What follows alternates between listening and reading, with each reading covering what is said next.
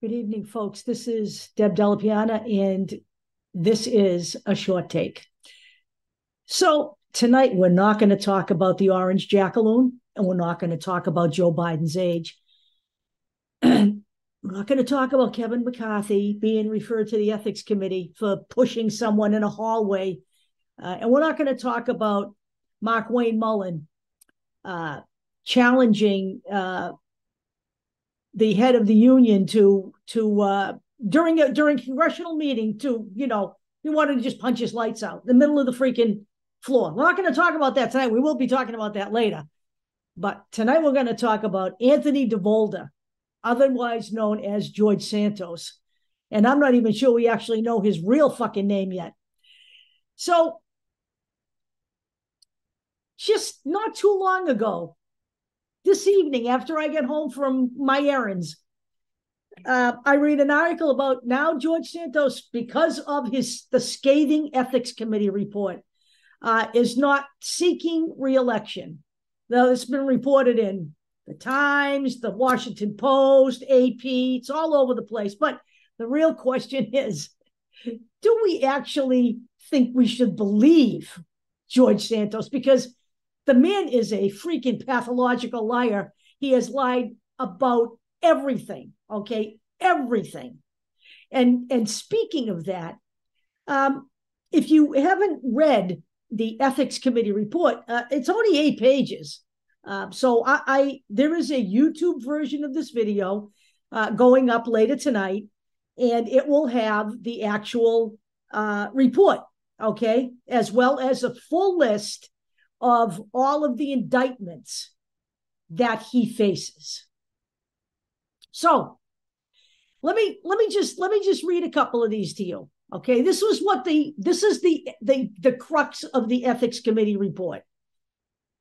Representative Santos sought to fraudulently exploit every aspect of his House candidacy for his own personal and financial profit. He blatantly stole from his campaign. He deceived donors into providing what they thought were contributions to his campaign, but were in fact payments for his personal benefit. He reported fictitious loans to his political committees to induce donors and party committees to make further contributions to his campaign, and then diverted more campaign money to himself as purported repayments of those fictitious loans. He used his connections to high-value donors and other political campaigns to obtain additional funds for himself through fraudulent or otherwise questionable business dealings. And he sustained all of this through a constant series of lies to his constituents, donors, and staff about his background and experience. In addition, he continues to flout his statutory financial disclosure obligations and has failed to correct countless errors and omissions in his past statements, despite being repeatedly reprimanded by the ISC and the committee of his requirement to do so. So that's just a little piece of what the Ethics Committee report was all about. And of course, we had today the usual Mitt Romney in passing said George Santos should have resigned months ago, because that's what Mitt Romney does. And then everybody goes on Twitter and gushes about what a hero he is. Mitt Romney's not a hero. He's not a fucking hero. Okay? He's walking away from his party and publishing a book. Okay? He's not a hero. If Mitt Romney were a hero, guess what? He would have pushed back much, much harder on the freaking GOP than he did. He's not a hero. He's a politician. Okay? End of story. Stop already. But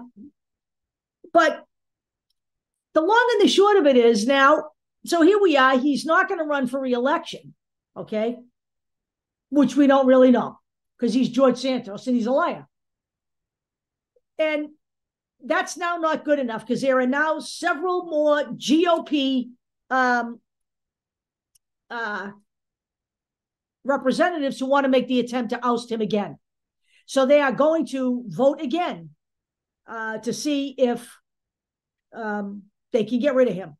So should be noted that the last go around, the last vote, which failed, many Democrats voted on his behalf. And there's a reason for this. At that time, He was indicted. There wasn't an ethics committee report. Will this motivate them more? I don't know. The bottom line is Jamie Raskin's rationale was that he hasn't been found guilty of anything yet. Okay, so he's indicted like Donald Trump. He's entitled to be looked at as innocent until proven guilty. So the question we all have here now is this, ethics committee finding enough to motivate people to move him out? But let me say this. I understand all of that rationale. Look, there are precedents that on the surface should be set, but in reality, they shouldn't. And one of the things you worry about when you try to remove somebody who hasn't yet been found guilty of something is retaliation. And I know that's what's going on in people's minds, is if you can remove somebody before they're found guilty, then the GOP can use it on Democrats. And you see, this is the problem here. The problem is you have to worry about this being something that is retaliated against, even if it's the right thing to do, because it is this particular crop of vindictive, fascist, loathsome GOP inhabitants. The party is over. It's the old GOP is never coming back. The party that you could disagree with civilly and try to at least come to some kind of common ground somewhere. This is over. It's gone. We have the party of avarice and retribution now. All Donald Trump can talk about is what he's going to do to everybody who done him wrong as soon as he's elected, deploying the military to the streets. He's going to destroy the civil service system and replace it with cronyism. He's going to replace it with political appointees who are loyal to him, not to the United States, and certainly not loyal to the people. This is the GOP. If George Santos had one iota of character, he would resign. And so would, by the way, let me interject this, so would Robert Menendez. Okay? But he's going to get his too. And again, let us not be led into the temptation that, oh, Santos is not going to run, I'm not going to vote. Don't do that. Don't do that. Because number one, we don't trust George Santos. And number two, they'll find a Republican to run. You got to vote. No matter what you do, voting is the only way out of fascism. I will talk to you all later.